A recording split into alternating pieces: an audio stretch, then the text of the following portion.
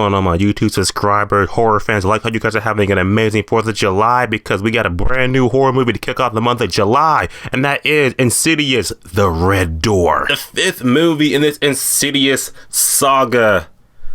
Oh boy. There was a time where the Insidious movies, the first 2 movies anyway, they were actually really good, like PG-13 horror movie. Fuck, that's just some good shit. And then the other 2 movies came out, they were absolute crap. So I was a little worried going into this new movie, like, oh, they're making another Insidious movie.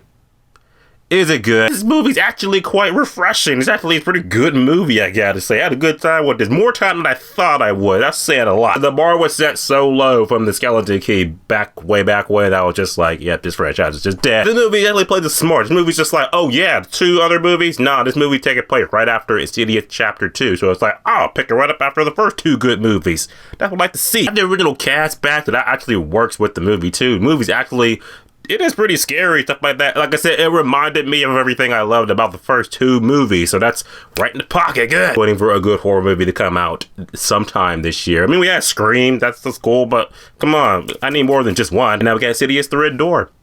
So that's it. I believe that Insidious: The Red Door is officially in theaters this Friday. If you're a horror fan and you're a Insidious fan, you want something to make you go bump in the night, check this movie out. And here's why. Acting in the movie, like almost a lot of the main people from the original movie came back. Which I'll say this. Insidious Chapter 1 and 2, I believe, are on Max, HBO Max. So if you haven't seen those in a while, watch those movies. Then watch this one, so you'll be like, oh, okay, like refreshing, good. Patrick Wilson's back in the movie, and I was like, he's still good. He'll forever be Ed Warren from the Conjuring movies. That's just how I see him. But he's still amazing in the movie. He still does great. He's still like, yeah, I'm still the same character from the previous 2 movies and shit.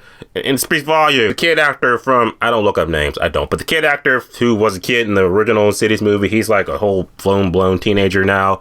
And he was really good in the movie too. Like, he had to carry this movie, because this movie it's about him, more or less. You don't care about him, you won't care about the story, so you really care about him. So the movie did good on that. Lynn Shay back again, because you know she has to be in all these movies. She just has to be. So yeah, overall cast in the movie was really good. A good time. When the people who you want to care about, you care about good. On the movie, more or less, the movie takes place 10 years after Insidious Chapter 2. So like I said, fuck the last 2 movies. Insidious 1, 2, and now The Red Door. Here we go. 10 years after that movie, the Lambert family pretty much like, okay, we're just gonna fuck off and just move away, stuff like that, because son's going to college. So you just think like, oh yeah, we're leaving the further and all that behind us so we can move forward. You don't move forward from the further, because the further is gonna get further closer to you. So more or less, son's having visions, shit like that. Pretty much more or less the crux is the family and Patrick Wilson has to revisit their past, revisit where it all started. So they gotta go back to the further, back to the shadow realm to face that red demon dude.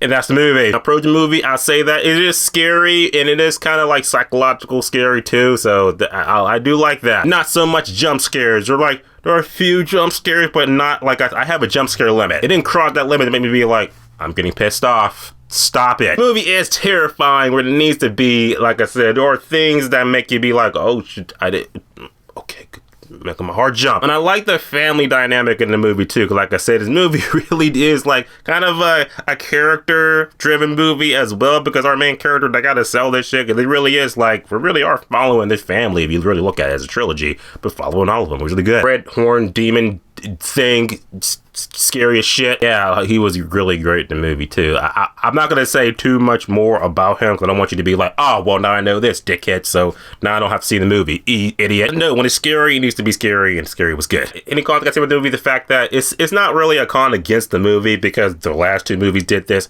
It's PG-13.